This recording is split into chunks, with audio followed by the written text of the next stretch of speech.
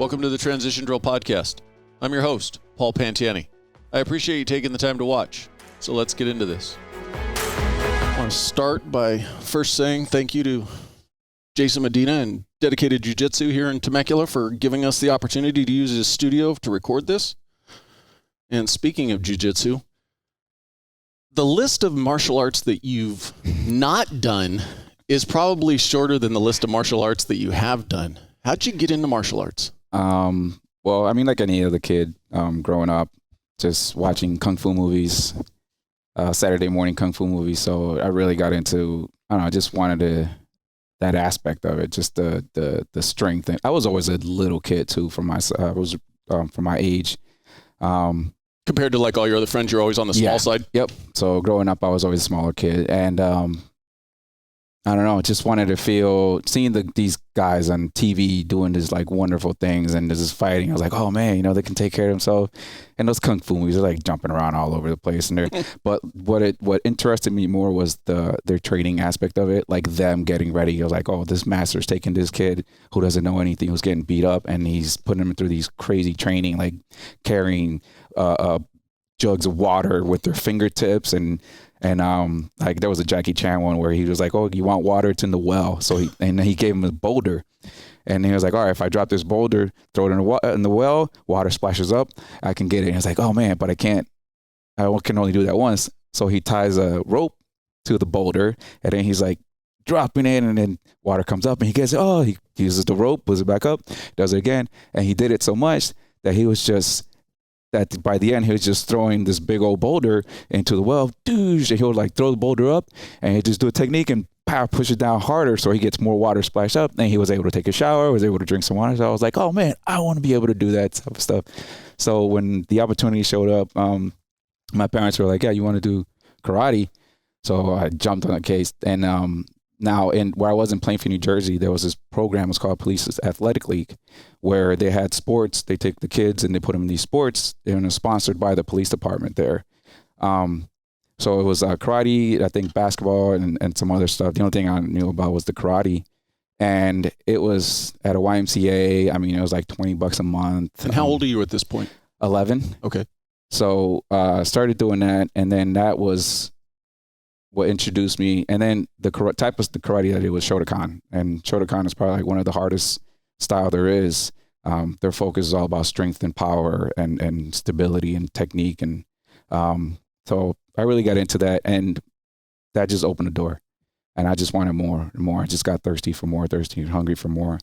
Then after that, I did Taekwondo competitively. And I also, so my school, my karate school, my dojo had 2 levels to it. There was the kids that we did regular Shotokan. We went to tournaments, we competed, we do that. But then there were the adults. And that's where my sensei's master was. He taught the adult classes, which is a self-defense class. Right. Now, the movies, kung fu movies, his master actually did that. So his master was born in Japan. It was during the war. The dad left him over there. And the mom took him up to a Buddhist monastery and left him at the door. So the black guy at a Buddhist monastery, he grew up with the monks, and they taught martial arts there.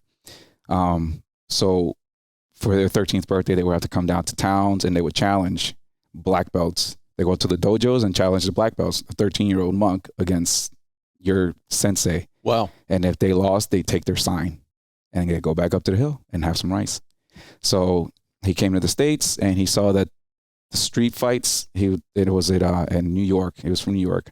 Came to the States because his dad died. There aren't many street fights in New York. Oh, no, not many streets, especially Harlem, where he was from. You know, not that many. But he saw that, this martial arts stuff isn't going to work. This was like the 70s. He was like, this martial arts stuff isn't going to work in the streets. So he changed it to make it more suitable for the street. And this isn't like your competition type of thing that, let's move here and then these moves and techniques and then this is to do fancy type of stuff. This is because what they learned a lot was the Japanese jiu-jitsu, Aikido, those traditional Japanese style stuff. That's what he learned. But then he incorporated all that stuff and turned it into like a street style stuff. So they didn't teach that to kids. in order for you to be able to that class, you had to be over 18. And the class was full with like cops But was his dojo still affiliated with the police athletic commission? No, his wasn't. During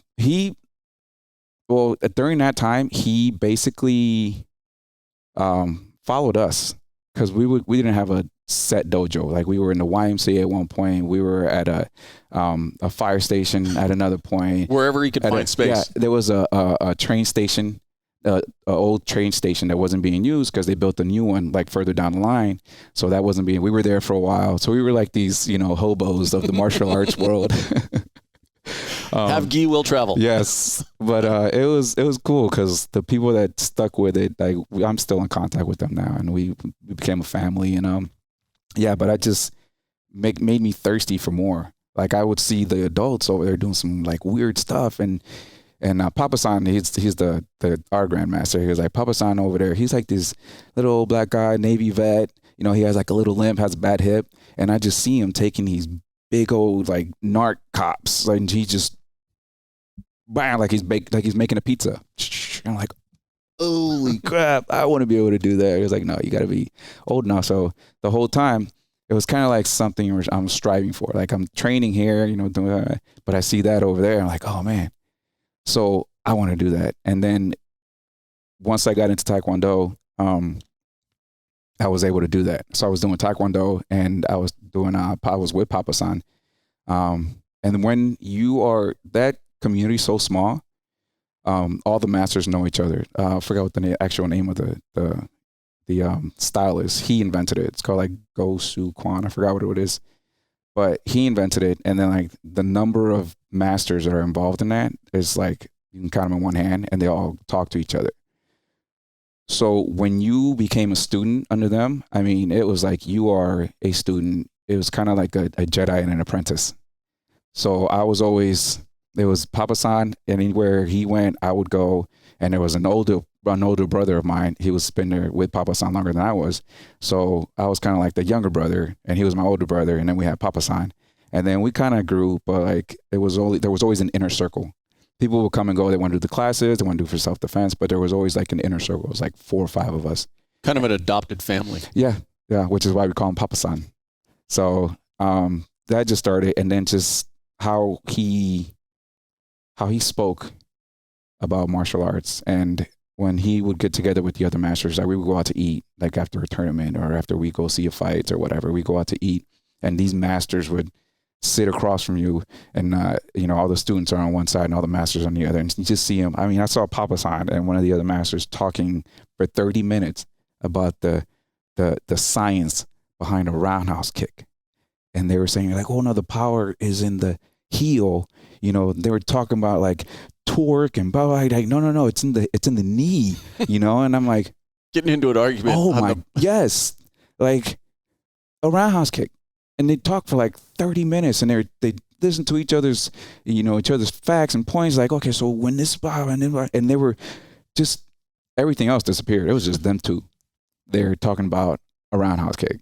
But the thing is, it's interesting is, so you're probably at this time, what, 13, 14, maybe? With Papa-san, once I become 18. Okay.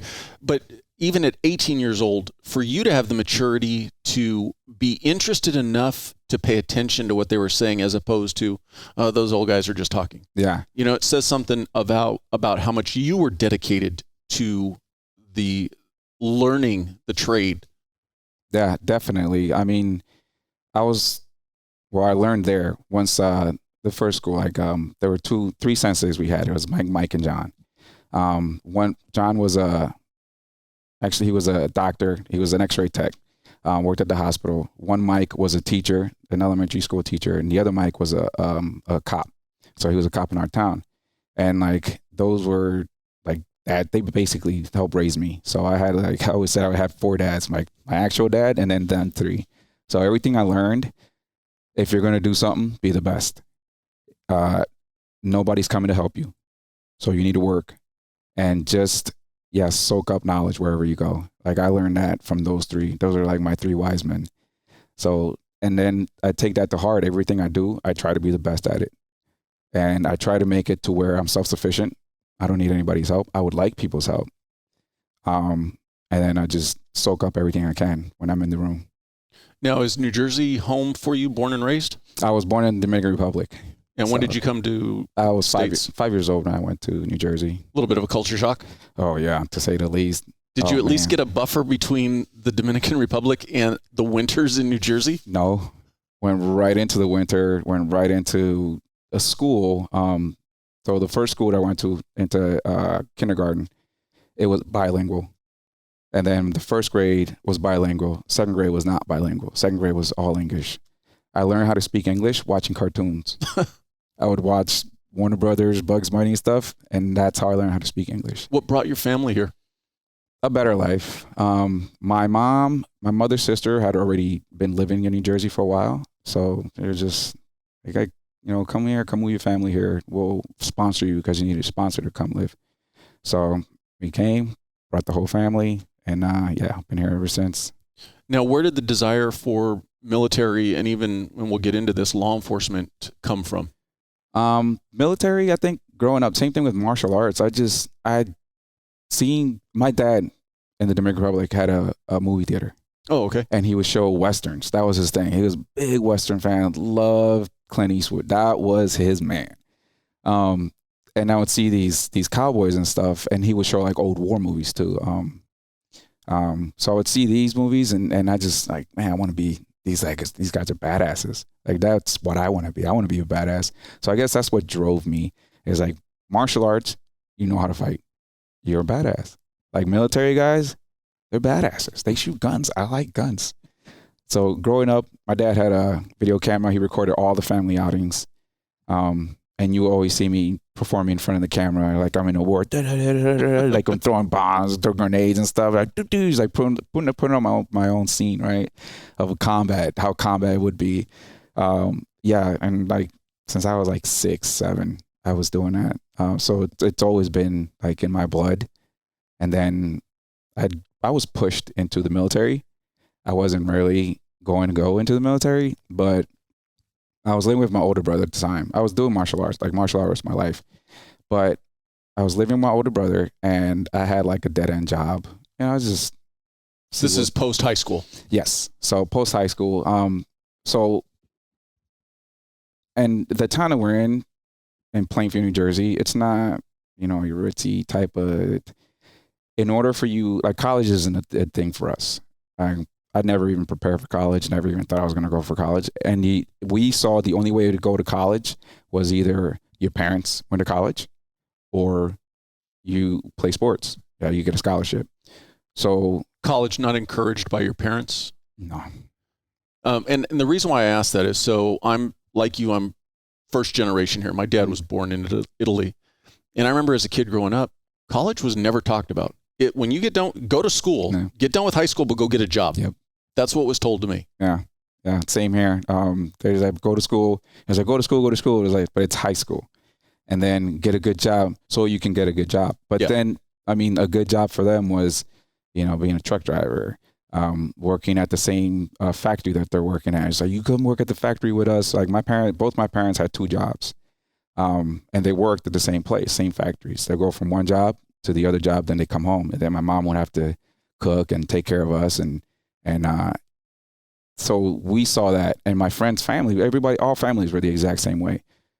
So we were like, okay, so after high school, going to get a job. That's our thing. What about college? Like, we don't go to college. There's only people that are good at sports and people that have money to go to college. So we didn't know anything about scholarships or anything. And you would have worked at whatever company for your entire rest of your adult life. Yep. So, and like I got turned on to a company. I was driving for a pharmaceutical company. They supplied pharmaceuticals to nursing homes. So all the drugs that they needed, like whether from Tylenol to morphine. And so I had my brother work there. My older brother worked there, him and a friend. They did that. So like, oh, come work. Get a job. So that's what I did. And then I was driving meds throughout the entire Jersey and I was doing martial arts. But like besides that, my life was not going. I was hanging out on the weekends with the boys, hanging out in the streets. And then I got arrested. And then my brother bailed me out and he goes, not for fighting, right? No, not for fighting. I don't like fighting. Like, to tell you the truth. Isn't that how it is, though, with probably most people who truly know how to fight? The last thing they want to do is be in a fight. Yeah. That's why I don't know if I can fight yet because I avoid fights. But yeah, so I was arrested. There's some vehicle stuff. And then my brother went to bail me out, and he was like, you're not going anywhere. Like, he actually did go to college. He's like, you're not going anywhere. So you either join the military or you get your own place to live. Like, you're not living with me anymore. Oh, so is your brother kind of tough love? Oh, yeah. Yep. And how I got into the Marine Corps is I had a friend. He went into the Marine Corps. Like, it was funny. I was a lifeguard before the Marine Corps. So he got bullied. I mean, he got beat up by one of our mutual friends. And then, like, 3 days after that, I was like, oh, Douglas enlisted in the Marine Corps. I'm like, what? Like, this guy? Okay. So he came to visit. He was on leave. He came home to visit. And then he was talking to us about his time in the military and all stuff. And my brother was like, oh, you should join the Marine Corps. And I'm like, yeah, no, I'm good. They got too many regulations. I know. That's like, what? Like, but you like that stuff? Yeah, like on TV. But I was 11 at the time. I'm 18 now. Exactly. So, but yeah, once he bailed me out, like, as soon as I saw him, he's like, and he told me right at the police station, he was like, you either join the military, join the Marine Corps. He didn't say military. He's like, join the Marine Corps or go find your place to live. So I was like, guess I'm joining the Marine Corps. And so you're how old at this point? I am 21 at that time. And going into the military, what were you thinking as far as your future? Were you thinking like long-term or? No, there was no future. And that was the problem with us. I wasn't the only one. Like, we don't plan for the future. That's just not a thing during me growing up. Even my friends around us, like, we lived for the moment. Like, I lived paycheck to paycheck. We don't think, like, let's put some away for a rainy day. I was like, rainy day? It's not raining now. So, which isn't good. But yeah, so like joining the Marine Corps is just, I didn't even think about what I want to do while in the Marine Corps. I just like enlist. They're going to tell me what I'm going to do. Like, enlist. It's kind of like steps. Like, I'll deal with that step when I get to it. So yeah, it was, got pushed into the Marine Corps, and I just didn't know if it was going to be a long-term thing, a short-term thing. I was like, holy crap, I'm joining the Marine Corps. So once you're in, at any point, did it change, or what became your trajectory once you were in the Marine Corps and you could kind of see the bigger picture?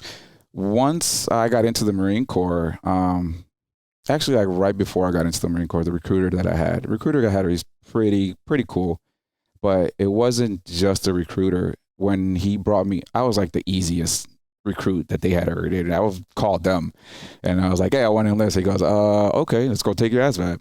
So I took the ASVAB. He goes, you can do whatever you want. I was like, I want infantry. This is the only job that I knew in the Marine Corps. It was the infantry. I was like, oh. There's more than that? From the war movies. He goes, your ASVAB is good. You can do whatever you want. I was like, I want infantry. He was like, are you sure? I was like, yeah. And then, but he asked me that. There were other recruiters in the office. And there was this one recruiter, I remember, to his left. And this guy had like the cami netting. He had like the expended rounds all over the place. This guy was like huge. He had the tattoos. You know, he had like the campaign cover because he was a drill instructor too. And hanging up, I'm like, man, oh man, I want to be a badass. That guy's a badass. That's what I want to be.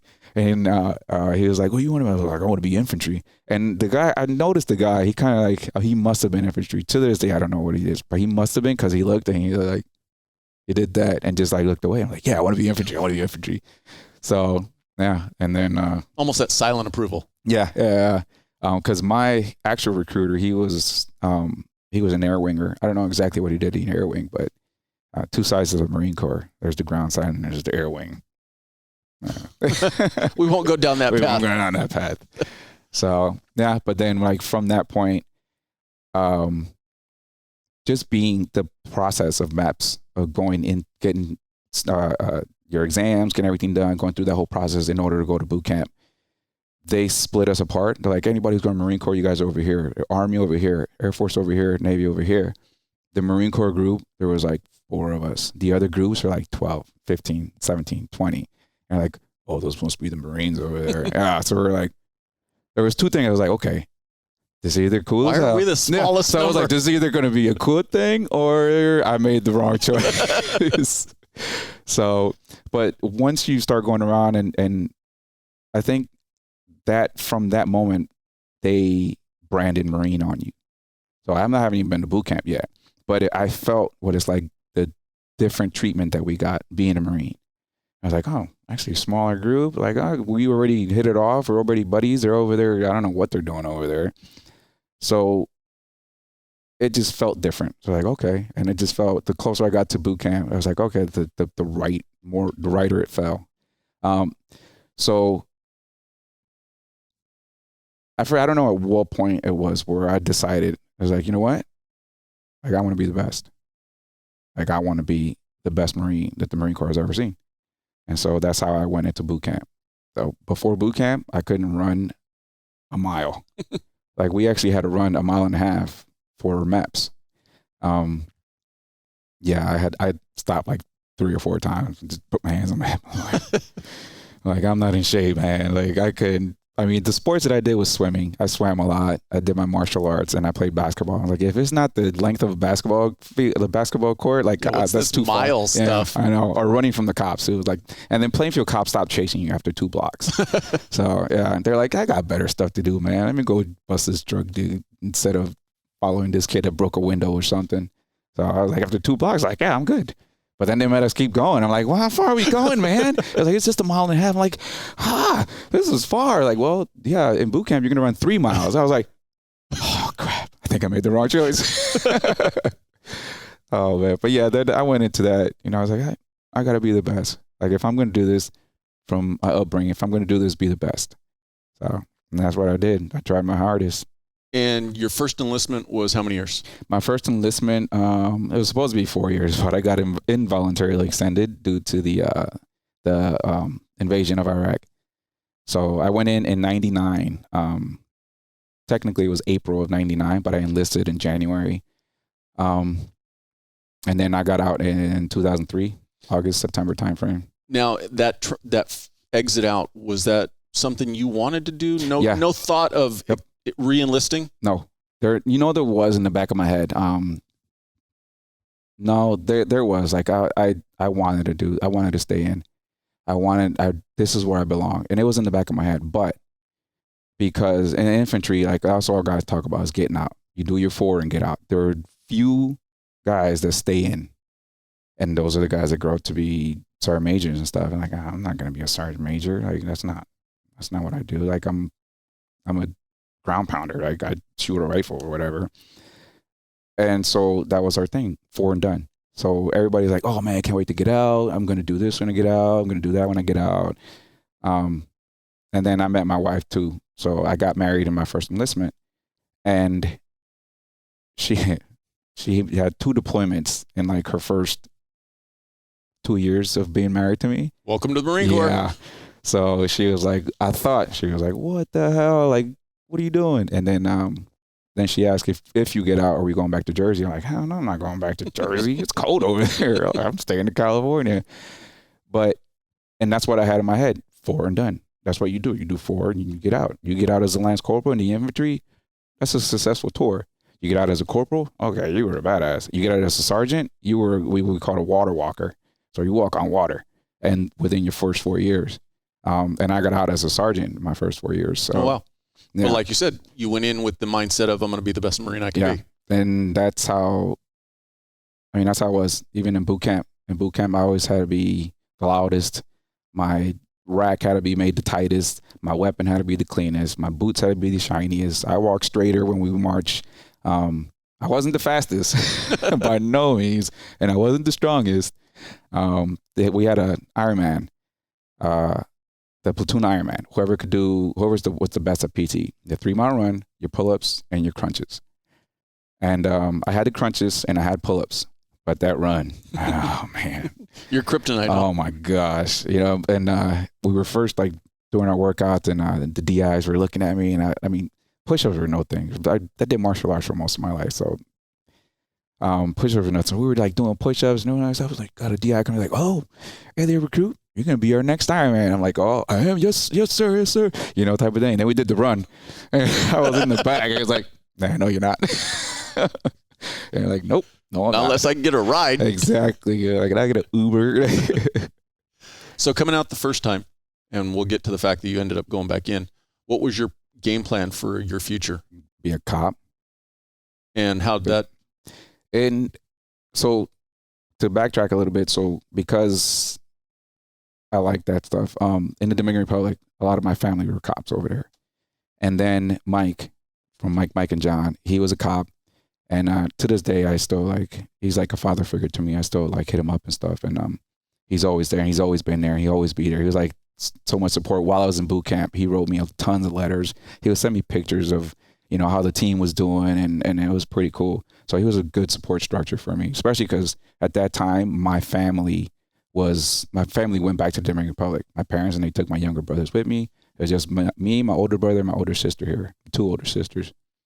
So, and they had their life to live. So I was basically alone in boot camp. Everybody else would get letters and stuff. I don't get anything. For graduation, nobody came to my graduation. But that was fine with me. I'm all right. That just let me do my thing. So in a sense, I would imagine for your family, it's not to underplay it, but it was almost, hey, that's just his job. He's just at work. Yep. And that's how they saw it. It wasn't this big thing. But and actually before going into the Marine Corps, I tried to be a cop in Plainfield. Mike was like, you just got to score high enough on the exam and I'll pull you in. He was a lieutenant at the time. He was like, I'll pull you in. We got you. You can just score high enough on the exam. Didn't score high enough on the exam. So I had to be within 1 to 30 in order for him to pull me. And I was like, I didn't take it serious. I think I was 55 or something. So he wasn't able to do it. And I was like, oh crap. That's when I started working with my brother. So it's kind of that you're talking about, even though you had the discipline from the martial arts, there was the immaturity of just your age, hanging out on the weekends, kind of getting into trouble. And so same thing kind of applied when it came time to take the test. Yep. So didn't take it serious. So, but I really wanted to be a cop, but I didn't want to put into work. No, I wanted to put into work, but this was academics. I got to take a test. I don't want to just put me on the street. Right. Train me and put me in the street. I'm good. I can take care of myself. I work under Papa San. I'm good. I'll be all right. So when it came to writing, taking tests, I was like, oh my gosh, this sucks. But I really did want to be a cop. I badges and every time Mike would come around, he'd tell a story. He was like, oh man, and he was narc too. He was like, oh man, so we're chasing this dude and blah, blah, the fights that he got into. I'm like, oh, that's so cool. And I see these guys, so narcs, there was the PD that was on one side, and then the narcs were on the 3rd story of a building that was across the street. But they were on the way from school to my house. We always crossed in front of them. So one day we're walking, I'm looking back, and I'm talking to my buddies, blah, blah, blah, and I turn around, and I ran into one of them. Wow, and this dude was so big, his badge, he had it around his neck, hit me in my forehead. Right, and I'm just here staring at this badge. I'm like, I look up and this dude has a big old beard and he's like, what's up, little dude? I'm like, well, hello, sir. He's like, go ahead. I'm like, oh, okay. And there's 4 or 5 of them or something. And they're walking. Then Mike comes out. I was like, hey, Jody, what's up? I'm like, sir, what's up, man? Oh, it was just I don't know. It's kind of how people see special forces now. You be in a room with special forces, they're special forces. That's how I felt around these guys. Oh man, they were your superheroes. Yeah, it's oh man, I want to be a cop. I was like, oh, I gotta take a test to be a cop. No, I'm good. You wanted to be the 1 hour on TV cop where it's just all the 100-mile-an-hour stuff. Yes, that was me. Just put me in the street. I'm good. Oh, what do you mean? Write reports? What is that? What's a report? Wait a minute. Why do I got to spend 5 hours writing reports on something I did for 5 minutes? Yeah, I know. But so I always wanted to be a cop. And then, so that just didn't happen. I kind of broke my spirits. I was maybe I'm not smart enough to be a cop. So, man, what was your question again? Coming out of the Marine Corps the first time. Yeah. So coming out of the Marine Corps the first time. So while I was in the Marine Corps, I was like, yeah, I already know I'm going to be a cop. That's what I want to do. So got out of the Marine Corps and I tried to be a cop. And because I got out, so when I got out, it was 2003. So I was part of the invasion of Iraq. So yeah, our experience there, it was combat. We saw everything and it was bad combat too. So I got out of the Marine Corps and I thought you'd be all right, man. I just want to be a cop. So I tried a couple of times and they're kind of Were you here in California or did you go back home? Nope, I was here in California. And actually, to throw people under the bus, Riverside PD. So I tried out for Riverside PD. My sister-in-law, she works for Riverside. Actually, my brother-in-law, he's still in Riverside. So they were like, come to Riverside, dude. Like, we'll take you. They hooked me up with one of their, I guess he was a recruiter or something for the PD. He was a Marine. So met up with him. We always brought me to the office. He was like, all right, so this is what's going to happen. Told me the lowdown, what was going to happen. I was like, all right. He's like, dude, you're a shoo-in, dude. I was like, all right, cool. The last thing you needed to hear, because you're probably then not applying yourself. No, I wasn't. I wasn't. No, what I mean by it is like kind of not taking it as seriously as maybe you needed to. Oh, no, I took it serious. Oh, yeah. I took it at this point in my life, like, because of my my first enlistment was kind of a rebirth for me into the person I am now.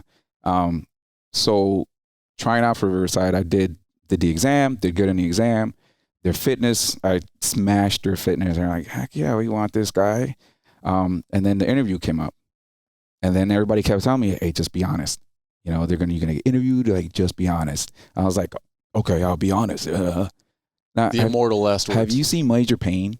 Yeah. Okay, remember when he tried to be a cop? That's what happened.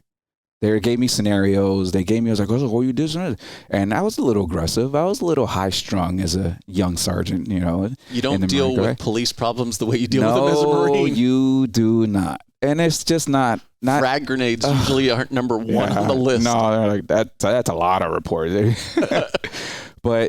And it wasn't just like the scenario based questions that they asked, like all the questions in general. Like I was pretty, like I was in a nice suit and I thought I was laid back. But like looking back now, I was like, holy crap, like I said that's pretty aggressive. Like my entire ego, my entire aura was pretty aggressive. Like I don't know, dude, I was in Iraq. I was in Afghanistan like 2 months ago. So they didn't like that. Well, you bring up a great point, because in some of the people that I've talked to doing this podcast, one of the things that they've said is for military members and law enforcement members, making that transition into the private sector is trying to tone down that. It's a demeanor that we don't even realize we present. Mm-hmm. But to somebody who's not in that world, you might as well be hitting them with a sledgehammer. Yeah. Oh, yeah. And it's kind of like trying to stop a train that's going 200 miles an hour. Like slam on the brakes, like, oh, I'm going to keep sliding for a while. You know, there's no rubber on these wheels. It's going to keep going. So it was, and it felt normal to me. Like, it's just how it was. Like Marines, especially grunts, is we're abrasive, we're rude, but that's what we were what we needed to be to come back home. Yes. And not only was I coming back home, but my Marines that were under me were going to come back home. So we had the attitude that we did because we needed that attitude. When we go into some place, we can't be second guessing each other. We can't be, you know, tapping on the brakes, because that little tap on the brakes that you just did, that just gave them the time that they needed to refit, rearm, and reload. And now, you know, just stuff going south. So when you make a choice, when you make a decision, follow it full force, go straight ahead. You know, do not give up any ground, because that giving up that ground can mean your life or your buddies to left or right. And so we were aggressive. Marines were aggressive. To this day, Marines are aggressive. But for us in it just seems normal. Right. You have your gut, and now looking back, I'm like, holy crap. So I'm aggressive. But the people that I thought were aggressive, and they were like, oh man, that's another level. But when you come out of that environment into this environment, it doesn't mix well. No. It doesn't jive. It's kind of like rubberneckers, you know, at a crash site, at a wreck, which is just past one up, you know, coming down here. People are just like stopping. Oh, is that like, what the helicopter floating above was for? No, they're doing some type of construction up there, because I see all kinds of crews. The wreck, it wasn't even that much of it. It was just the rear end. But there's people rubbernecking. They're like, oh my gosh, what's going on? It's a traffic accident. I know. And I'm like, because I've seen so many wrecks, you know, working, I'm like, it's a wreck. You just keep going. No bodies? No? Okay, I'm good. No report. I mean, I still think, like, oh crap, no, I don't got to write a report for that.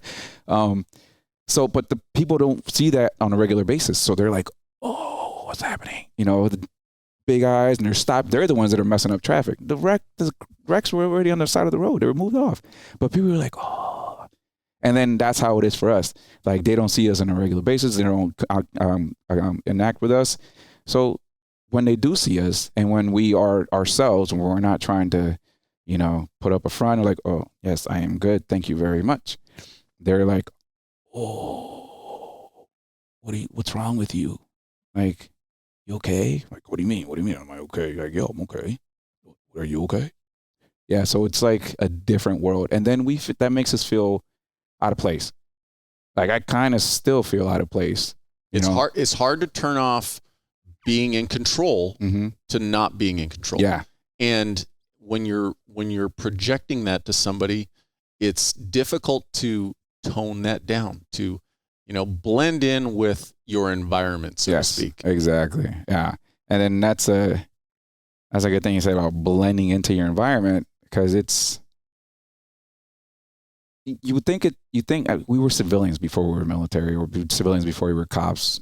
You think we would just be like, oh yeah, flip a switch, go back to being a civilian. Like, no, can't flip that switch. That switch has been flipped. Well, and it's a different kind of switch. I mean, yeah. Granted, you were in the Marine Corps for 6 years, but what you experienced in 6 years, there are people who will never experience any level of that in their entire life. And like you said, you have to create a mindset of, I'm going to do whatever it takes to get me and my guys home. And to then just turn that off when you come out, it doesn't work that way. And that command bearing, it's not a negative thing, but it can be perceived as a negative thing. So, you know, if I could derail this a little bit and just kind of get on a soapbox, that unfortunately is kind of one of the reasons why for this podcast is I want to get that information out there of, unfortunately, you're going to need to kind of look in that mirror and go, how can I tone me down a little bit so that I'm marketable to where I want to go? Yeah, exactly. And that's and once I realized that too, that's what I did in my second enlistment. That's what I was doing. I was like, oh crap. Well, first enlistment, I was infantry. What translates into a job into the civilian world from infantry? Like nothing. Yeah. So my second enlistment, I kind of readjusted and tried to make myself more not profitable, but being able to go have more options once you get out. But yeah, so first enlistment, I'm like, okay, I'm gonna be a cop. And then I tried for, I don't know how many PDs, Riverside, Santa Ana. Santa Ana was another one. And so then I missed being in the military, so then I decided to go back in like a year later. But the Marine Corps didn't really need prior service guys. Like, oh, we don't really need prior service guys, so we're going to take your rank. You're going to be bust down back to corporal, and you're going to have to do the job that we want you to do. It's like, I want to go back into infantry. Like, nah, we don't need infantry guys. So the war is like 2 wars in full swing right now. I was like, we don't need people. Like, we're good. Like, oh crap. So I was like, you know what? I'm going to the Army. And he's like, okay. I'll show you. Yeah, I'll show you. So sure enough, went across the hall to the Army. I was like, hey, I want to enlist. Like, okay, but there's always a but. Oh yeah, one, I keep my rank, and they're like, okay, yeah, sure, you got it. You're a Marine. Yeah, you don't even have to. I don't even have to do their boot camp. And I go, okay, you got your rank. It's cool. Want to stay in California? No. So you're a completely different enlistee the second time through. Oh, the first time you're like, just tell me where I'm going. Now you're making the rules. Oh yeah, I'm making the rules now. I'm like, oh, you want me? I know you want me. So these are my list of demands. So it came out and everything I wanted. They're like, so you would have to be a reservist. Like, okay, I'm cool with being a reservist. Like, I'm a personal trainer right now. I make some pretty good money. I'm like, all right. So being a reservist, and I wanted to be an MP. But there was something wrong with my background, not my background, my clearance because once you go into combat, you automatically get a clearance, especially what we were doing. So my clearance didn't transfer over, and they were like, something's wrong with your clearance. You're gonna have to redo your clearance, and in the meantime, do this job, and we'll put you in an MP unit. So they did. They put me in a CID unit. That's like they up in close to LA. I was living in Orange County at the time. So your enlistment with the Army was fully as a reservist, or? Yeah, fully as a reservist.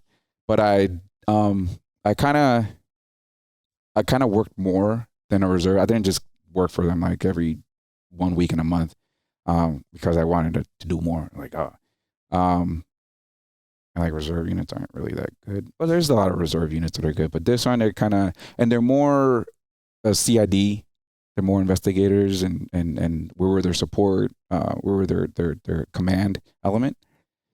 So like these people aren't really your top notch. These aren't shooters. These aren't ground pounders. These are just, they take care of pay. They take care of supply, which I was the supply chief and their weapons armor.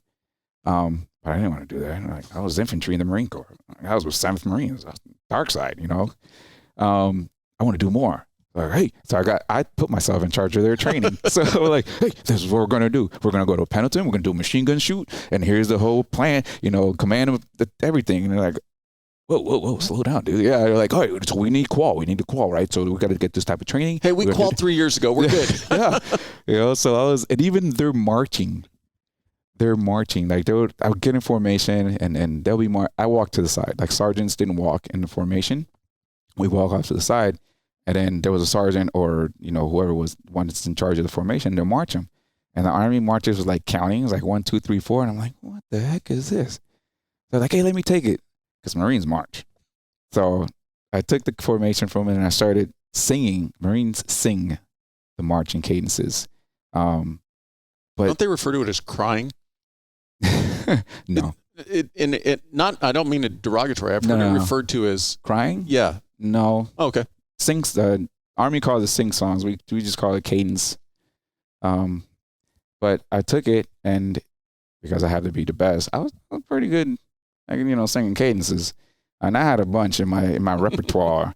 And I was like, oh, I'm gonna show these people how it's done. Let me show you doggies how it's done. So I'm like, God, then I start singing, and they're like, what is going on? And then the master sergeant, he goes like, whoa. He's like, you're going to have to excuse Sergeant Martinez. He's a Marine. That's the motherland from marching. So everybody was like lost. I'm like, what are you looking at me like I'm lost?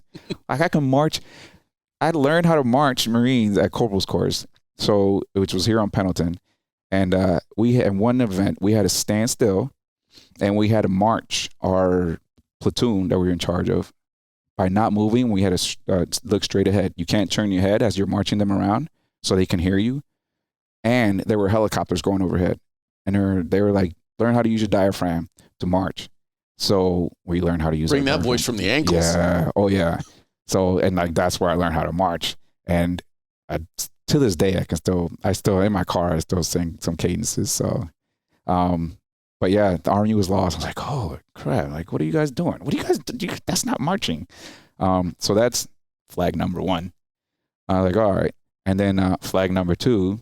So I'm walking into work one morning and I kind of like kicked the door open, but boom, nobody saying anything. I was like, oh, where's everybody? It's like somebody died in here. This is a funeral. And I hear somebody running, and he like slides. It's like, shh, there's a meeting going on. I'm like, meeting? Okay.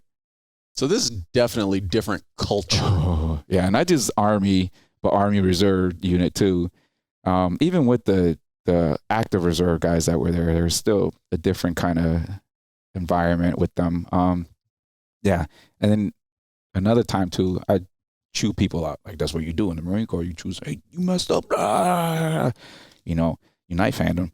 And then I was doing that to one of the little army dudes, one of the soldiers. So I'm telling this show. I forget what it's for. I mean, I was quick from 1 minute to the he was disrespecting a hire, had somebody hire or anything. That was like my pet peeve. Like, oh yes, no, that's not a sergeant, that's a master sergeant. You refer to him as such. You proper greeting of the day. Just like, hey, no, what's up, shit. So I blew up on people a lot.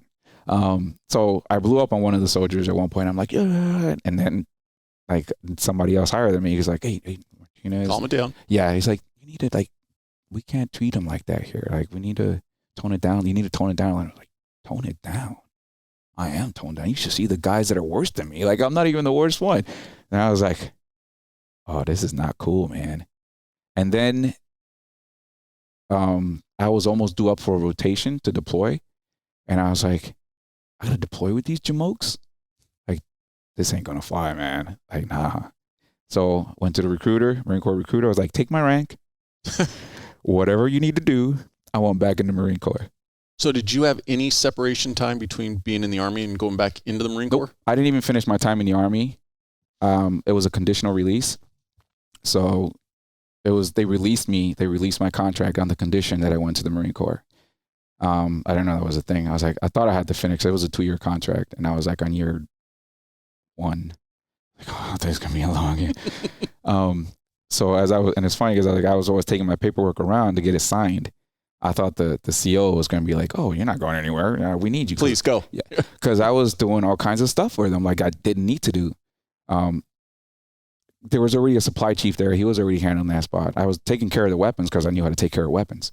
I was doing training for them. I mean, and I was a hand-to-hand combat instructor in the Marine Corps. So I brought that into the Army. They call it combatives, but I was teaching the Marine Corps style stuff. So I was doing all kinds of stuff for them. I was a workhorse for them. I liked teaching it. And then I thought, I was like, man, they're not going to let me go, man. So higher enlisted, he was like, oh, yeah, you can go, man. It sucks to see you go, but okay.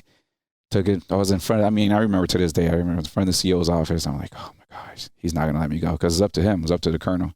Like, he's not going to let me go. Knock on the door, tap, tap, tap.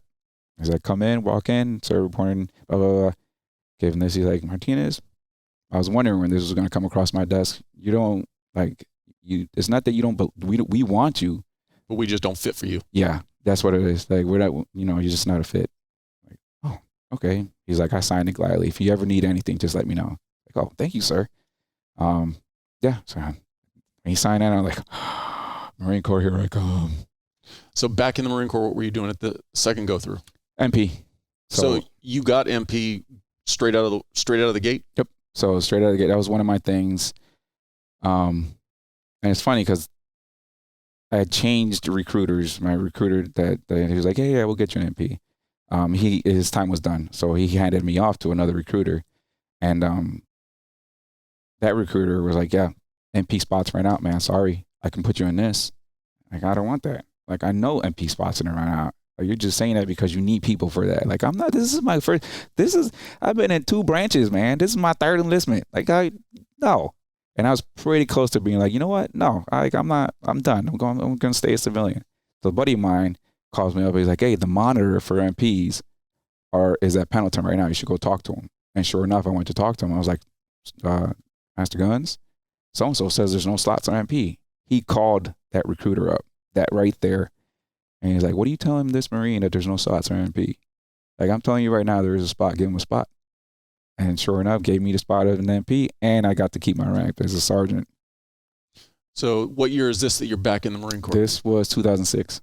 And again, you're still looking short term? Just a no. 4-year? No, this time, like, I don't plan it. Like, everybody's, oh, what are your plans for 5 years from now? I was like, I don't know. I don't know. We'll just cross that street when I get to it. I'll get to tomorrow when I get to tomorrow. Exactly. So right now I'm just I'm focused on what I need to do right now. Like, and at that time, like, this is a new MOS for me. So I need to do what I need to do to be the best at this. Focus on being a good MP, being a great Marine. So that was my focus at the time. But I didn't know how far along. I didn't realize how far along until probably after like that enlistment. Because you're how old at this point? 44. No. At that. Oh crap! How old was I? Let me see. 26, 28. Yeah, 27, 28. So for you, the idea of still being able to get into law enforcement still seems out there because you're still young enough. Oh yeah. Mm-hmm. Yep. So yeah, I just didn't plan like or long term. And my wife asked me too. So what are you trying to do out of this? And I even told her, I was like, I don't know. Let me get through this enlistment first. And if I get out, I'll be a cop. If I don't get out, I'll stay in and go career. She goes, if you stay in, you're going career. Like, you're not getting out. That's too much time. You've done too much things to not get something out of it, to just go away empty-handed. So you will make it a career if you stay in after this enlistment. I was like, okay, sounds good. And sure enough, I stayed in, just trying to make it a career. So you got to how many years total? Total... including the Army, I was 17. But you were medically forced out, correct? Yes, medical separation. What ended up happening there? So I messed up my shoulder I'm sure it was messed up before this incident. But I was at a course, messed up my shoulder, and turns out I tore a labrum. I don't even know what a labrum was. Medical doctor was like, you tore your labrum from like 12 o'clock to 5 o'clock. I'm like, thanks, doc. It's not chow time yet. What do you mean 12 o'clock to 5 o'clock? So like, I don't know what you're talking about. You're talking gibberish. He's like, well, and he brings out this little thing. He's like, this is your labrum. It's like, you kind of need it. Like, it's kind of important. I know. Like, oh crap. Okay. That's why your shoulder hurts all the time. Yeah. And so he goes, you need surgery. I'm like, oh crap. I don't know what surgery is. So, but I was like, is this going to get me back in? Because they found it because I was getting ready for another course. So I finished this course. In order to go to another course, I had to get medically, cleared. And I kind of told the doc, I was like, doc, my shoulder, when I do this, it kind of like hurts. And he goes like, okay, do this. Okay, do that. And he goes like, dude, you shredded your shoulder. I'm like, what do you mean I shredded? No, I can move. Look, I can stop moving it. But so getting ready for another, because that's what I do. Like, I wanted to be the best fighter. Anytime, hey, you got a course coming up, I'll do it. So, but you have to get medically cleared. And I guess something happened some time ago. And then this time it's just like the straw that broke the camel's back. Yeah, I didn't realize how bad it was. And then I had 2 surgeries in under a year. And from that point, I wasn't able to continue doing what I was doing. And then that's where like, yeah, you can't. You need another surgery, and it's not going to happen while you're on active duty. Oh, wow. So the injury prevented you from staying in the there was no way to have this injury and stay in? No, because of being an MP, you have to be able to, every MP in the Marine Corps needs to be able to put on black gear and hit the road. And in order for you to put on black gear, you need to maintain your qualifications. And it's just because of my job, this is what they told me, because of your job, you can't stay in. You're not able to shoot a shotgun. You're not able to, because for the regular Marine Corps fitness stuff, you can get a waiver, like, oh, I don't have to do pull-ups because my shoulder jacked up. Just do everything else. And as long as you do 3 pull-ups, like, you're good. There are ways around the other stuff, but like your MOS specific things, there's no getting around it. Yeah, there's no getting around it. It's like, put me in a freaking office I got 5 more years. Come on. And like, nope. See ya. So from the time of diagnosis to when it was fairly clear that you were not going to be able to stay in the Marine Corps, how long was it till you got out? So that happened in 2000, I think 2012, 2015. So was when I, my first surgery. And so until I got out, so 2017, 2 years. At that point in time, were you starting to think beyond tomorrow at this point? Yeah. And what was your plan at that point? I don't know. Oh. Yeah. So, and it didn't. You're not the first person to say, I don't know was my plan. It's just because they threw a monkey wrench at my plan. Like, my plan was to do 20, maybe more, retire, get out, and go be a cop. Some small town, or, or work at, be like a security consultant for some company or whatever. Now, you had started working for a law enforcement agency in North Carolina while you were stationed in Lejeune, correct? No, not really. I didn't work for them, but so it's kind of weird. So we had a program in Camp Lejeune where they take an MP and a civilian cop from PMO, which was the road guys, and they put them through the local law enforcement academy. So my time came up, and then I went through there, and through there I met all kinds of people from Jacksonville Police Department, from Oslo Sheriffs. I mean, everywhere. Those guys are pretty awesome. Was it through FLETC? Yeah. Oh, okay. No. I didn't make it to the FLETC though. Oh, okay. But there was a couple of the guys that I went through with. They went to FLETC. A couple of our civilian guys. It was BLET is what they call them, Basic Law Enforcement Training Academy. Yeah. But it's not government or military training. It's civilian law enforcement. Yep. It's town. Yeah. So, but then they were whatever. What post is here? That's what it is for. That's what it was for North Carolina. So I met these guys, and then we worked together on a bunch of things. Anytime we had anything out in town, I can call them up and be like, "Hey, we got this guy over there. Can you go take a look for it?" They work cases for us, and then in turn, like, "Hey, we got this guy. We got him out here, but he's headed at the base right now, so we'll take it from them." So yeah, there was a relationship with these guys. Awesome bunch of guys. I mean, North Carolina was probably one of the best times that I had. I was upset because I got sent to Lejeune, North Carolina. My wife was like, she was not happy. She's from California? Yeah, she is. So, but once we started living there, she absolutely loved it. And, she loved it because the job she had too she had a pretty nice job. So she had to give up her job here at the VA to go over there. So that was what she was most upset about. Is I got to give up my job to the VA. She's a mental health specialist for the VA. It was like the VA over there, like a small little clinic. They're like, they don't need anybody. But she ended up getting a job for MARSOC. And she was MARSOC. MARSOC was trying out this new kind of like preventive type holistic aspect to caring for the Marines, caring for the troops.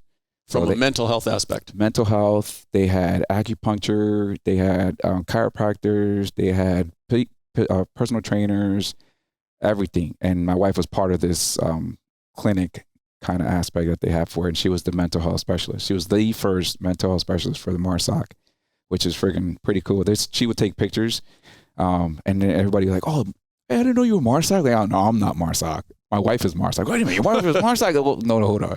She's their wizard. She works the mental health aspect up for them. So how many years were you in North Carolina? 5 years.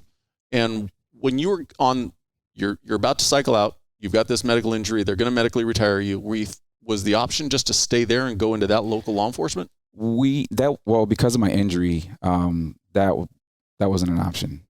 At that time, like I couldn't, barely brush my teeth, let alone, run a PAT or, a physical fitness or take an exam for any PD.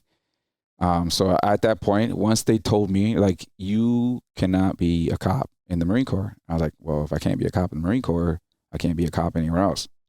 Like, crap, what am I going to do now? And I was lost, dude. Like, for a while, I was like, what am I going to do? My wife goes, go to school. Yeah, go to school for what? I love school. Yeah, no, I was avoiding trying to go. And that was another reason why I want to retire. I was like, I don't know, I have to go to school. Like, I don't need a degree. Like, I already got a retirement.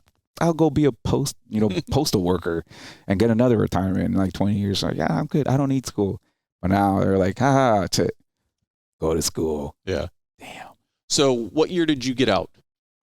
2017. So. And when you got out, you were living in North Carolina?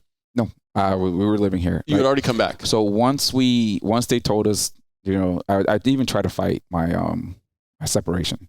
So I went up to DC and I stood tall in front of a Marine Corps major, and actually he was a colonel, Marine Corps colonel, and 2 naval docs, and I fought my case. I had a lawyer and everything, but that dude sucked. He was like the worst. He was like the lawyers that are appointed to you get the dumbest, like a public defender. Yeah. Oh yeah, the dumbest public defender. He sucked. And he was like, all right, so this is what we're going to plead. And I'm like, that's not even what I'm going after, dude. It's like, whatever, man. You're the specialist. Like, no, he's not. So like I try to fight it, and even up there, they're like, oh, okay, yeah. They didn't want to hear what I had to say. Like, well, at the end of the day, you're more of a liability, and they don't want to pay long term. Yeah, and like they either and I told them, if you're not going to let me stay in, then retire me. Like, let me get my retirement. Like, at that time, I had total, I had 15 years, including the Army. Like, we don't recognize Army time. Like, it's still a branch of service, but they didn't recognize it. So I was like, by the time we're done with this, I will have 15 in the Marine Corps and 2 Army. They're like, yeah, no, medical separation. Here you go. Thank you for playing. See ya. Here's your T-shirt. Oh. There's the door. So coming back from DC, you know what? And like, I felt good being at DC, because the colonel that was there, I saw him in the hallway before, and him and I talked to him like, oh, sir, blah, blah, blah. Like, we knew, been a couple of same stomping grounds. Like, oh yeah. Had a good conversation with him outside, and I thought it went well. I was like, oh, okay, that went well. And like 2 weeks later, paperwork came back. Hey, no, your medical separation. What? And then at that point, it just hit me. And I was like, what am I going to do now? So there was really no plan. And then my wife, go to school. I was like, all right, I'll go to school. But for what? Like, what are y'all like doing? I was like, crap. Do you have access to the GI Bill though? Yes. Okay. Oh yeah. Total access to the GI Bill, and even access to voc rehab. It's called vocational rehabilitation for military personnel that were injured and now I need to get training or schooling and job placement. So they'll take care of you from beginning until you get a job. Like I just finished my voc rehab not too long ago. They called me up like, all right, this is your last check-in. Like, are you still doing good in the job that you're at? I'm like, yes, I'm doing great. He's like, all right, well, congratulations. You are considered transitioned. You're a successful transition. So good luck. If you ever need anything, let us know. I was like, oh, sweet. You actually did a short stint working with veterans or veteran placement. Mm-hmm. What was that about? So when I went to Cal State San Marcos to finish my degree at the Veteran Center there, like immediately they snatched me up. Like I was talking to Moses Maddox. He's one of the guys that work there that are full-time workers. He snatched me up. He's like, hey, come here. Like, what's up, man? He's like, want a job? As is this thing. And everybody else that I talked to, all the other students, they're like, oh yeah, Moses come up to me. The first thing he said was like, you want a job? So I was like, cause he handpicks people. Like the veterans that are coming in for orientation, he like looks, he's like, all right, they'll make a good speaker. They'll make a good speaker. Come on, you do good at the job that he's like, let's say, you want a job? I was like, sure, I'll take a job. Like, all right, so this is what you're going to be doing. You're going to be working at the Veteran Center. And at this vet center, the one in Cal State San Marcos, they have, it's a program called VTech, Veterans to Energy Career. So what we do is we take veterans that are doing STEM degrees, and we look for internships to place them in, and then internships to jobs. So like their main thing is from one day you have a degree, you're walking on stage, you're getting your degree, and then the next day you're signing your acceptance letter for your new job.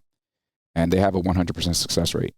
So every veteran that stays with the program has gotten a job either before or right after they graduated. And so I had to learn how to take care of veterans. Like in the Marine Corps, I was learning how to take care of Marines. That's what I did. I had to be not just a great Marine, but I had to be a great leader. And how you become a great leader is by taking care of your troops. And so when I got this opportunity to take care of veterans, you know, because like we come out of here and sat across the table from a lot of veterans. They're like, I don't know what to do. Like, I'm getting a degree. I was like, dude, I was in the same boat as you. Let's step by step, let's just see what the cards that come out. I was like, all right. So being able to take care of veterans and kind of like point them in a direction, even if it's not the same direction that we came up, even after they graduate, like, you know what, I went in a different direction. Like, well, at least you went into a direction. At least you made a choice. You had something, you saw a vision, and you weren't lost anymore. So I was able to, it felt great, right? Because, you know, we're lost. You go onto campus and you can tell who the newer veterans are. They're like walking around like this, like, I don't know what I'm doing here, dude. Like, and they're 35 years old. Yes, yeah, 35, 45, 55, like 60, you know, they're just walking around lost. And it's because in the military, they're like, oh, if you need this, you go to S1. If you need this, you go to S2. You need this, this is where it is. Every single base is the exact way. Like, oh, I need to go talk about my pay. Let me go to the IPAC or whatever it is. Or I need to talk about my gear. Let me go to SIF or this. I know exactly where to go for whatever I need. Where it is on the base, well, it's different. But then there's big old signs that are all over the place and you just ask anybody. But you're saying it's not like that on a college campus? No. I'm like, just go to the Veteran Center. I was like, that would be great if I knew where the Veteran Center was. Because there's no billboard for it. No, there isn't. Now, does every campus have a similar type Veterans Center? Yes. So just about every campus, everyone that I've talked to, they have a Veteran Center. Because I went from, at first I went to Palomar College. So first I was like, well, let me see if this college thing is for me. Let me kind of like dip my toes in it. I'm not going to go full force. Because that's school. Yeah. I was like, I got to write. I don't do school. Well, report writing. So I got pretty good at being an MP, report writing. So I was like, let me try it out first. So I went to community college. I was like, oh, this ain't that bad. It's like, oh, now you got to do a 4-year to get your degree. I was like, okay. So I went to Cal State San Marcos, which is like right down the street. So the Veteran Center at Palomar, it was a nice Veteran Center for community college. They had counselors and stuff that you can talk to. And then the one at Cal State San Marcos was awesome too, because we had two sides to it. We had where they take care of kind of like the paperwork side of the house, the admin side of the house. And then there was us where VTech was, and then we deal with like benefits, like not reports. I'm talking about reports, resume writing, interviewing process. Like we didn't just help the veterans in STEM programs, we helped all veterans, and not even just veterans. We helped veterans and military affiliated. So if you were a spouse, if you were dependent, if you were on the GI Bill or some type of government military help, we helped you. Like you rated us. So we had all kinds of kids too. So, but the program that you referred to was specifically the related VTech to was STEM, specifically, yes, STEM. and getting them placed. Yep. So they had to be in a did they have to be in a degree program related to STEM, or we can kind of, that was the, like Moses Maddox and the crew there, they were so good at kind of piecing things together. Like even if you weren't in a STEM, we can tie it to a STEM and you still get placed in kind of like a STEM environment type of play. Like marketing, like all companies do marketing. So yeah, we can put you with like Northrop Grumman. Like they have a marketing department, but it's still kind of like a STEM type. And is Moses a vet himself? Yes, he is, Marine Corps veteran. So everybody that works there is a veteran. Not trying to throw a whole bunch of extra work his way, but Cal State San Marcos, the Veterans Assistance Unit, yes, and Moses Maddox. Yes. If anybody has any questions, Yes. and they're in the Cal State San Marcos yes, area. Definitely. Like we really pride ourselves at not just introducing you to the program or introducing you to the vet center, because the vet and then the vet center too is kind of like, we turned it into, or I say we, but they started this before I even got there. They wanted it to be a hub, not just, I don't like to say a safe space, but like a familiar space, familiar ground to where you can go like, oh, class is going crazy, let me go to the vet center. And it was like that. Veterans, they come in, they just stick there, even if they're just sticking their head in, like, what is this? Like, oh, this is your veteran center. We got computers there, we got a ping pong table, we got couches. You need a quiet room in the back to where you need to study. I mean, we had everything. Anything the veterans needed. Cal State San Marcos was great about taking care of their veterans because it's in San Diego and there's like bases all around. The colleges here are pretty good at taking care of their veterans. And Cal State San Marcos, like from what I experienced, from what I've heard, is probably one of the top notch. So actually, the Veterans Center where they go to hang out, where the computers are, where we work out of, the building was actually gifted to the veterans by the Epstein family.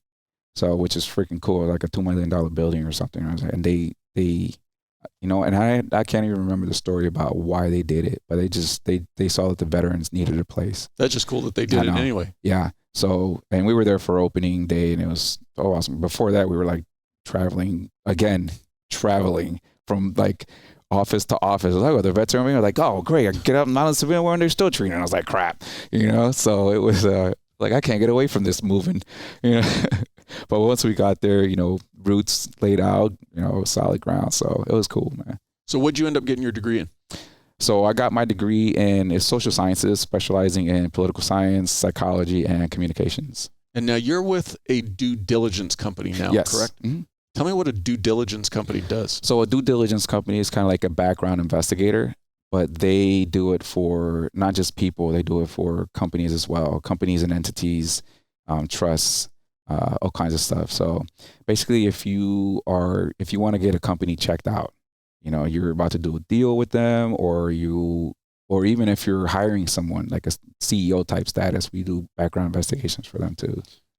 Does your company seek out vets, or did you just happen across this company? I came across this company, and actually, it's a startup company. So on the ground floor, I was one of the newer, one of the few that started in the beginning. I mean, when I did my interview, they had like 6 people. Now we're at like 20 something. So it's pretty cool. And I was I think the 3rd vet that they had hired.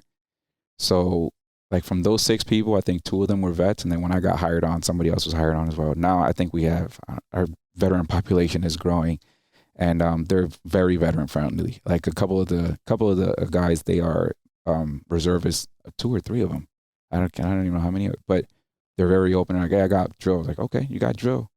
So, but it was, when you were first getting hired, it was just coincidence that you happened. It was a coincidence. It wasn't like they were seeking veterans. It was a coincidence. I just put up, like I want to be some type of investigator. So, and it was through LinkedIn. That's another thing we do at the Vet Center in Cal State San Marco. We showed you we make you a LinkedIn ninja.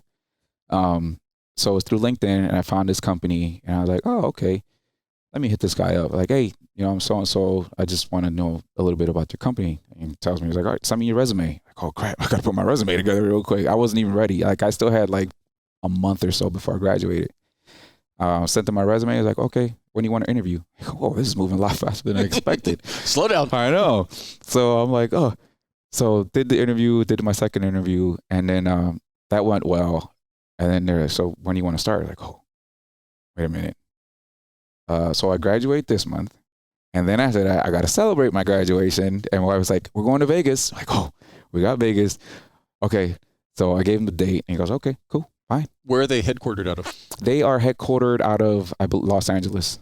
Can we say the company? Is it okay if we mention? Yeah, Alias Intelligence. And now you work from home. Yes. Would they allow that for most people coming in, or? It is right now at the moment. It is remote. Everybody works remote. Because of COVID, or that's kind of their business model? It started, well, it's weird because they started during COVID. Like I said, I mean, we're not even 6 months old, 7 months old. I mean, this just, like I said, I was like, out of the first 6 people, I think like 4 of them worked together. So, yeah, so it started out, it was still kind of small.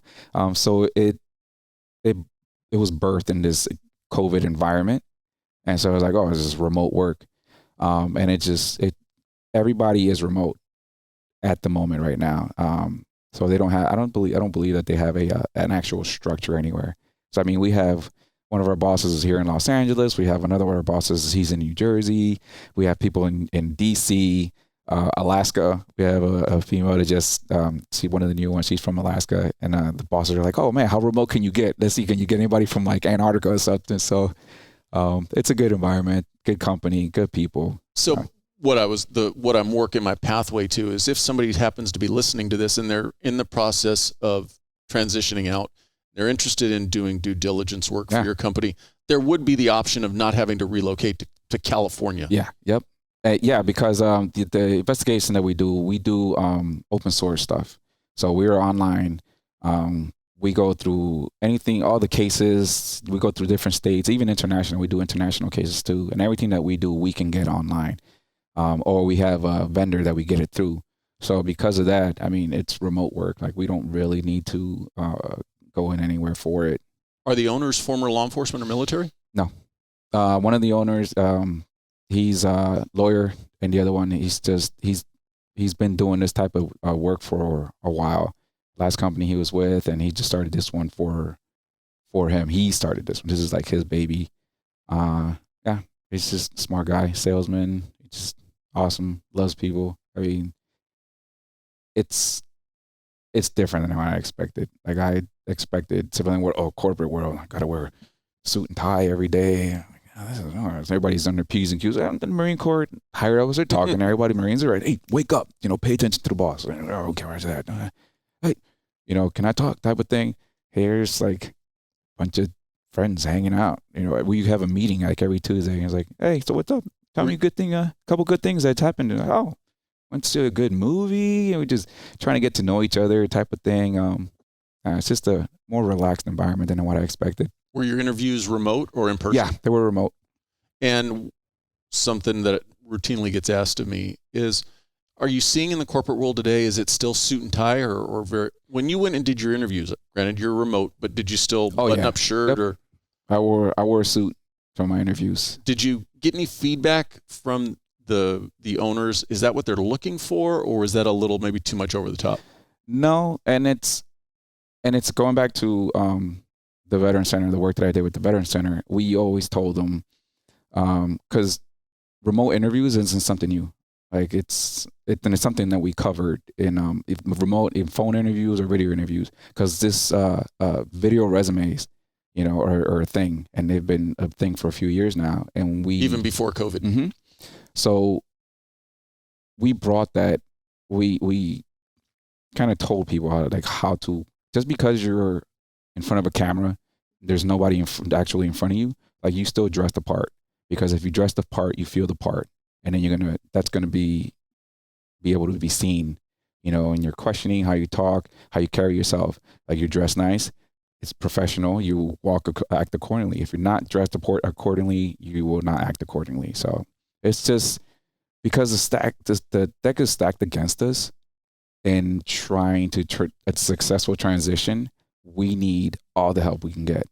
If you feeling professional is helped by you dressing professional, and if that's what get you in the door, get your foot in the door, get you the job, because it's not because of how you dress, but how you presented yourself, how you carried yourself.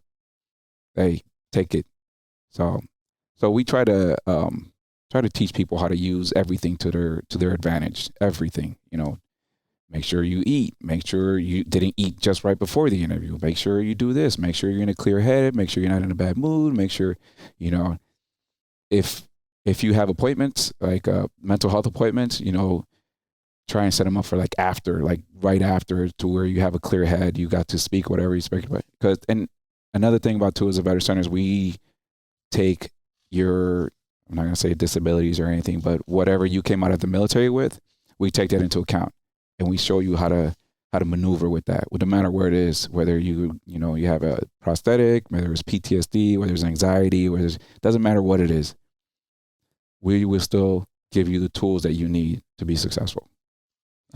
So I've asked this a couple times now, and each time it's like, I wasn't planning for anything beyond tomorrow. Are you thinking about beyond tomorrow now? No. Still just kind of plugging along, no long-term plans for you? No. So what brought you, because coming all the way back to the beginning, again, dedicated jiu-jitsu here in Temecula, what brought you to jiu-jitsu? Oh, I missed it. I missed martial arts. So I haven't stepped foot in a traditional dojo or traditional gym since my enlistment into the Marine Corps. Actually, no, I didn't. Yeah. So when I was 22, 1999. So that was when I've gone back and visited, but to actually train, you know, wear a patch. 1999 was like the last time I was in a dojo, and it was a part of my life. It was who I am. It was, you know, my identity. And even in the Marine Corps, I thirsted for knowledge. Everywhere I went, somebody knew something. It was like, oh, you know Sambo? Oh, you know, can you teach me some stuff? Oh, you know Judo? Oh, can you teach me some stuff? Oh, what's this? You know Brazilian Jiu-Jitsu? Teach me some stuff. Oh, you know Aikido? Let's go. Kung Fu? Let's go do some Kung Fu stuff. Like, show me some stuff. And yeah, so I've always had a, you know, hunger for it. Like, I want to know more. I want to learn more. I want to get better. I want to, you know, be like Bruce Lee. You know, he really didn't have a style. He called it something because he had to call it something. Because it was a conglomeration of so many different styles. Exactly. You know, and the best way to be fluid like water is to know all kinds of stuff. So the more you know, the more fluid you can be, the more you can go from one side to the other. You know, it's like, oh, my main focus, like my main thing is protection of self and protection of others. Like, that is my main thing. Everything else that strives, it comes from that. Like, I want to be able, the situation came, protect myself or protect others. That's been instilled in me for like the longest time. And so in order for me to do that, I had to have a good sound mind, sound body. I have to have the techniques. I have to have, you know, the right mentality. You have to be what you need to be for the moment. And if one of my greatest fear in the Marine Corps, and even to this day, one of my greatest fear was somebody not coming home because I didn't know how to do something. And that's why in the Marine Corps, I always had books. I was always reading books, tactics. I was always doing physical fitness. And even, you know, being an MP, when I was in SRT, like tactics, SWAT tactics. All right, what gear do my guys need? What gear do we need? Oh, what kind of shield? Like our shield that we had. Or like, oh, is it a bad shield? Do we do this kind of shield, or do we like this kind of shield? What would you do? Like commander tactics. Like, okay, I'm not in a stack anymore. I need to know how to command my guys. Like, I need to know how to make the right decisions. One thing that like hit me in the feels, like really hit me in the feels, was when I tried out for SRT. I was during the NDOC. It was a week-long NDOC. It was NDOC and the SRT training combined. So it was intense. And at the end, they brought us in, everybody that was still left, they brought us in one by one. And they had a wall with pictures on it. Pictures of babies, mothers, all kinds of loved ones. And I was like, look at that board. It's like, would you be able to go to to their faces and tell them that their loved one isn't here because you made the wrong choice or because you didn't make a choice? And I was like, holy crap. It's a huge motivator. That's huge motivator. So I always had to know everything. I always had to be able to do everything. But you were, and I believe you referred to it as a MAT instructor? McMAP, yes. Marine Corps Martial Arts program. But they, again, don't focus on one particular style? No. So McMAP, so before the McMAP program, we had, it was the hand-to-hand combat called line training. I was an instructor for that too. Once they found out I was martial arts, they're like, oh, guess what? No, you're going to teach us how to do it. I was like, no, this sucks. This isn't martial arts. Line training was like, oh, you knock the guy down, you stomp on their face. I'm like, okay, that's not martial arts. Yeah. But it's hand-to-hand combat. It's like, oh, it's cool. It was, but I was trying not to fit that bill. Like, yeah, I did martial arts. Like, I don't want to do it. I want to be Marine. Like, I don't want to do martial arts anymore. But, that was me. So I became instructor. And then that's when McMAP was starting to come around because UFC was starting to blow up. Everybody knew this mixed martial arts stuff was the future. So the Marine Corps jumped on that. And they got masters from all kinds of stuff to come in and put it together. So I think we had a Jiu Jitsu, a ninjutsu master come in. He gave a spiel. We had a knife specialist. He came in and tossed off. We have knife techniques, sticks, kali type stuff, Jiu Jitsu obviously for the ground, standing. I mean, I think a couple UFC guys, what was his name, from Lions Den, Shamrock, Ken Shamrock, I think had like something to do. He put his 2 cents in it too. But going through the training, these masters will come in. I'm like, oh, who is this guy? Like he looks like a trucker, but there's like a knife specialist. This guy with a knife was insane. And he was one of the masters. You know who they are? Because they had a yellow tab on their black belt. Like that was one of the guys that had input into the Marine Corps Martial Arts program. And the good thing about the Marine Corps Martial Arts program, the difference between what it was before and what they turned it to, it wasn't just about, oh, just kill that person. The Marine Corps Martial Arts program had like 3 aspects of it. It wasn't just physical. It was physical, it was mental, and it was spiritual. Or whatever, it's spiritual. And they focus a lot on leadership. It's like, yeah, it's cool to be able to, bash brains in, but can you lead your troops? Can you be ethical in when you bash their brains in? Will you do it like with a kind heart kind of type of thing? It was more internal stuff, a lot of internal stuff. It was a lot of physical stuff too, but it was a lot of internal stuff. Look at the type of person that you are. Like, we don't want somebody that can just bash skulls. We want someone that will make the right choice. Does their skull need to be bashed? And be able to teach that and be able to be basically a person or Marine to be emulated by other Marines. Like, oh, I want to be like that guy. So that was the Marine Corps Martial Arts program, which is why I forgot about it. I just saw a video not too long ago. It was one of my YouTube feeds. Like, oh man, it's like UFC fighters try the Marine Corps Martial Arts. I looked at it, and like a couple of Brian Stan was there. Forrest Griffin. They went to try to test out the Marine Corps Martial Arts program over in Virginia, and Quantico. The MACE is what they call it, Martial Arts Center of Excellence. We call it the Jedi Temple. Yeah, so my time there was amazing. Lieutenant Colonel Shushko, he was the one who's in charge.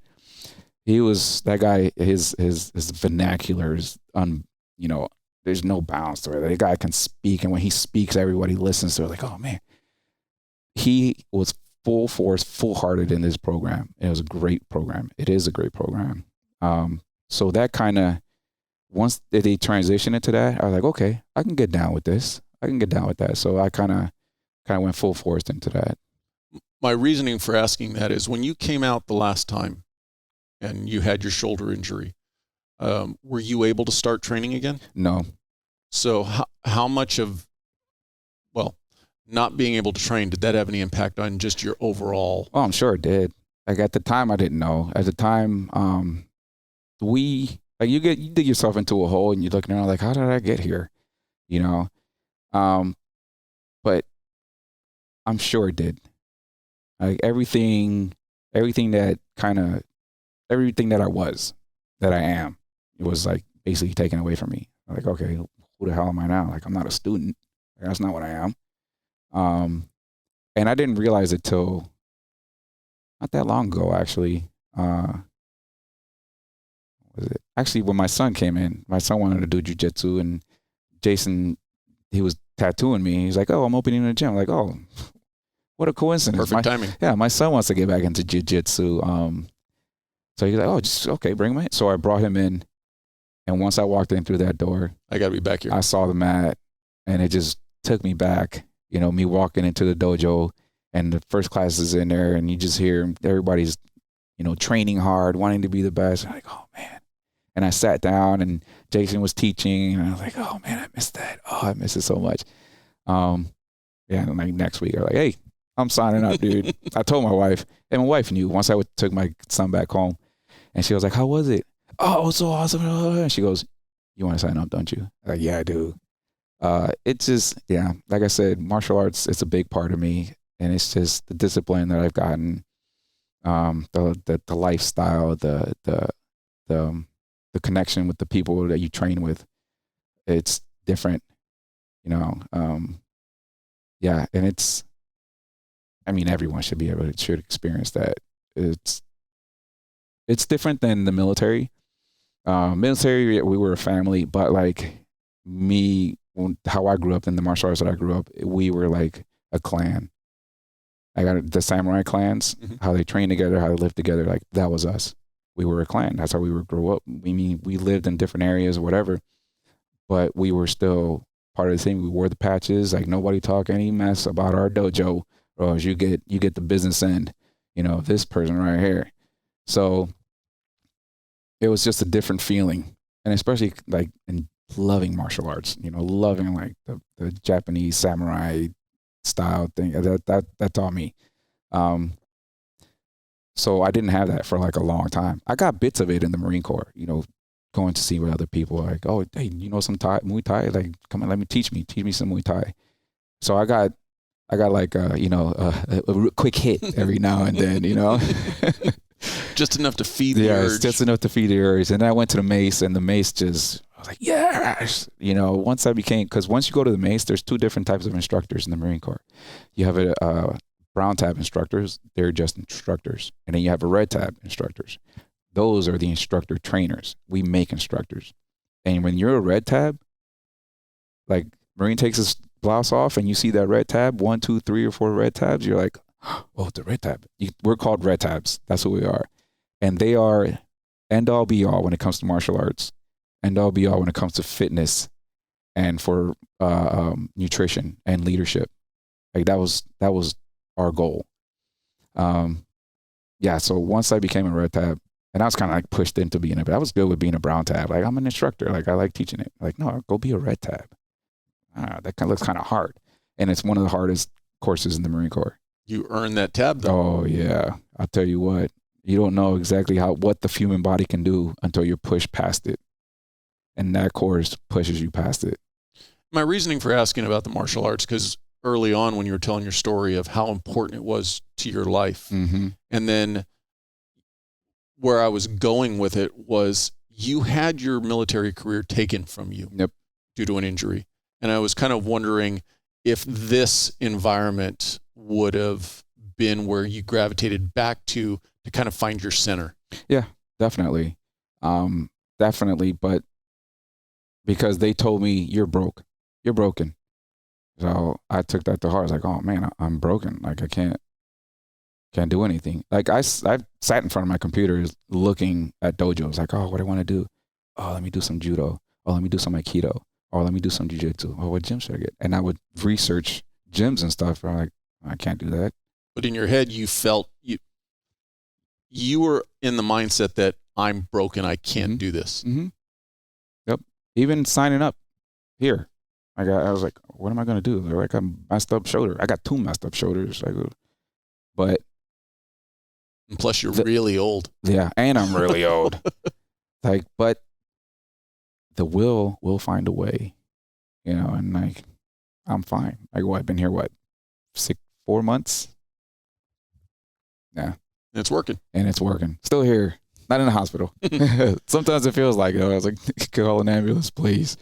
So in wrapping up, with your experience in the military, coming out not on your terms and then finding your way after it, and especially with your work with the veterans, what last advice would you give for anybody who's in the military looking to cycle out, whether it's by choice or by force? Mm-hmm. Any last advice you'd give? Yeah, there are tons of stuff, tons of avenues that anyone can take, no matter what you're trying to do. Seek out what you want.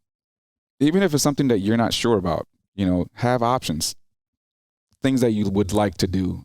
There are programs, not just in the military, in the VA, but in schools themselves. Companies will have RIP programs where they're taking, you know, veteran or military guys before they get out.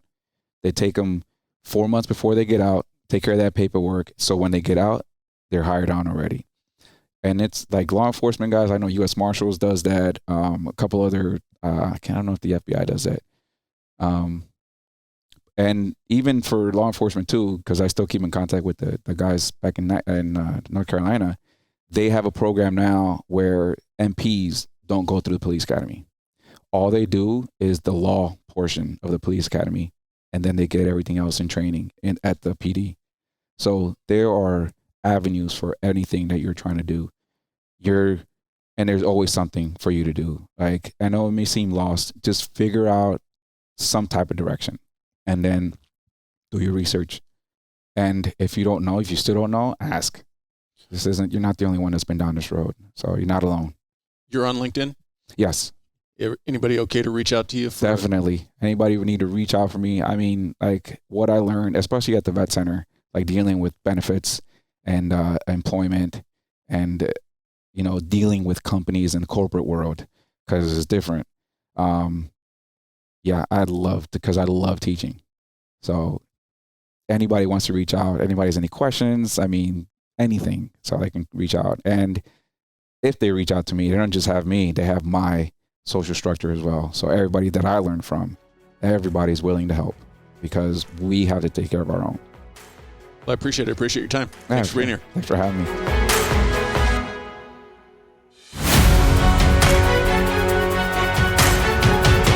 Thank you for taking your time to listen to the podcast. I truly hope you enjoyed it. Not only is the podcast available on audio platforms, but you can also watch it on YouTube at the Transition Drill Podcast channel. Please subscribe for future episodes. The best way you can help the show is by getting the word out. If you think somebody else might enjoy it, I would appreciate it if you would share it with them.